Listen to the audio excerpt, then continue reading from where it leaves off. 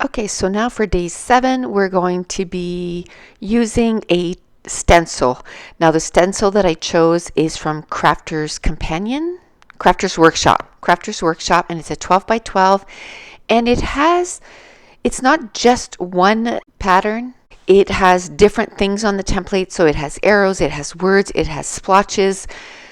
So just by using the one, you don't have to use, 4 or 5 different ones to get the different effects. And I absolutely love that. So I'm going to place it how I want it on my cardstock, but really doesn't matter because I haven't done anything to it yet. So I can move it around after. And I'm going to take some distress ink in the Gathered Twigs. And I looked for the bigger ink pad because I figured it would be a whole lot easier on myself to have a little bit more ink, but I don't have the big ink pad in Gathered Twigs. Once the little mini pads were available to purchase, I stopped buying the bigger ones. So, which is fine. It's just a little bit more to get the sponge, saturated enough to go through the template. Now this sponge is from Vicky Boutin, and it is it just fits in your hand really nicely, and it takes the ink really nicely. And then I just took one ink, the brown ink, because I knew that a lot of my embellishments were in the yellow and the craft, so I just wanted to keep it in the brown. And then I'm going to cut down my cardstock to 11 3/4 by 11 3/4, and then I'm going to mount it on the pattern paper. But before I do that, I'm going to take that pattern paper, which is like a solid, but it is pattern paper, and I'm going to mount my photo in the center of my pattern paper, and then that way I feel like I'm getting double duty for that pattern paper. I mounted my photo or matted my photo, and then I also get to mat my whole layout. Now I know that's what I want to do, so I might as well glue it down. Plus that pattern paper, I got that in 2001. It's from Doodlebug, and it's super, super flimsy. So I'd rather have it glued down, and then I don't have to worry. Now this is a picture of Mason, and it's when he was 3 years old. And I was trying to find a picture of him when he was 3, like a nice, picture. And this was one of the only ones that I could get my hands on, fairly quickly. And I thought, that's fine. It's of him. He's laying down on a cushion, and he's got his teddy bear.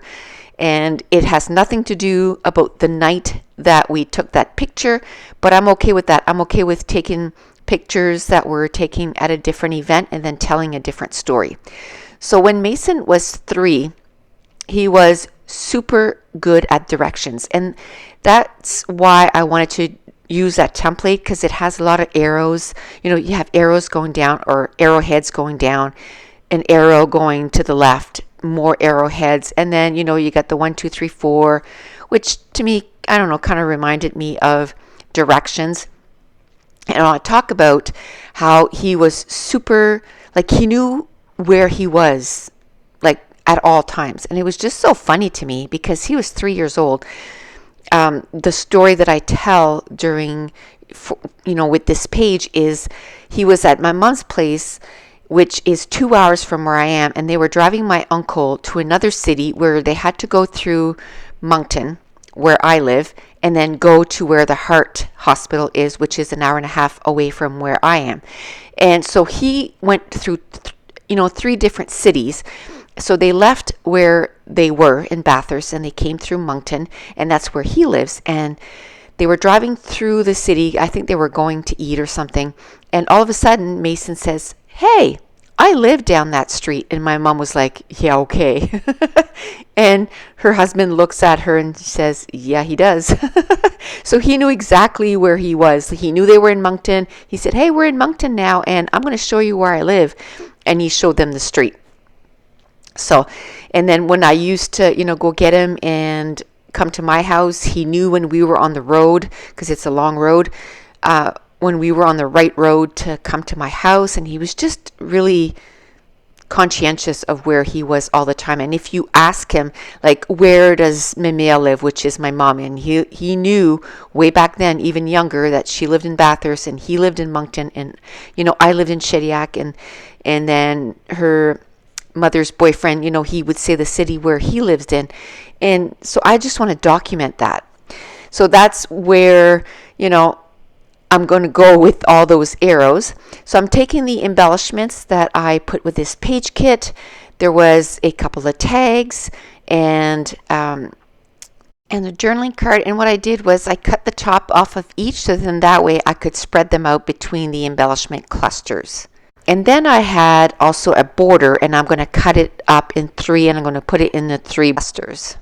My third cluster, I'm going to end up putting that little banner, and on that banner it says adventure, and he, that's totally him. He loves talking about going on adventures, so it kind of goes with him.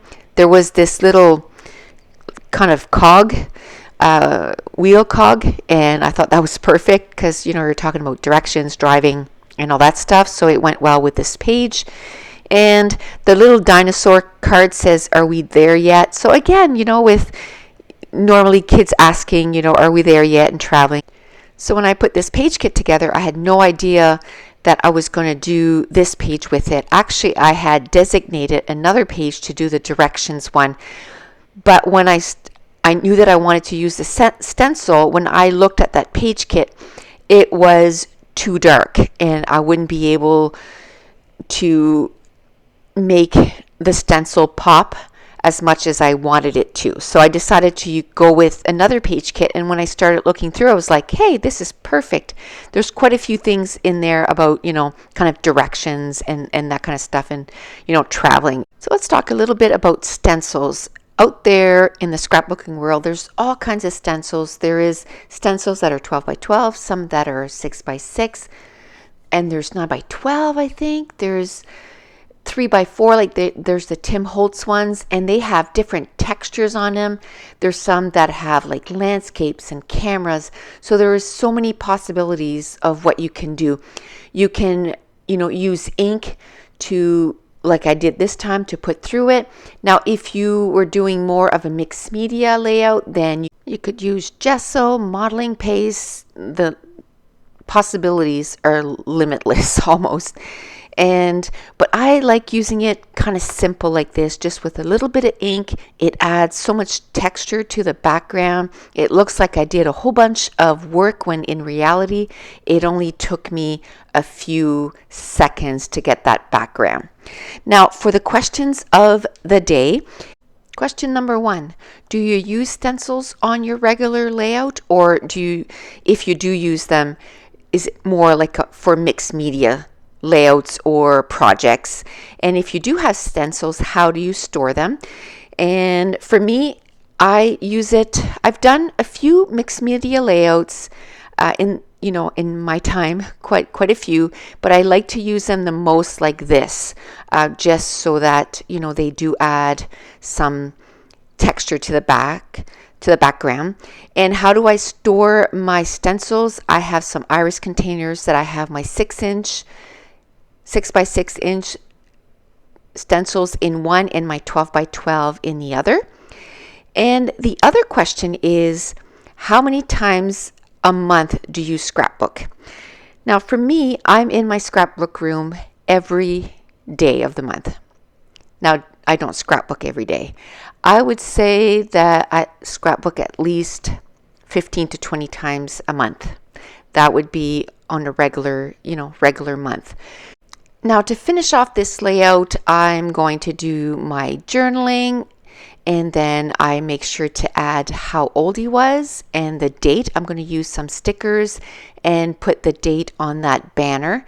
And I added some mist, and that's going to complete this layout. And stay tuned for some pictures at the end. And then next, we're going to be focusing on mist. See you there.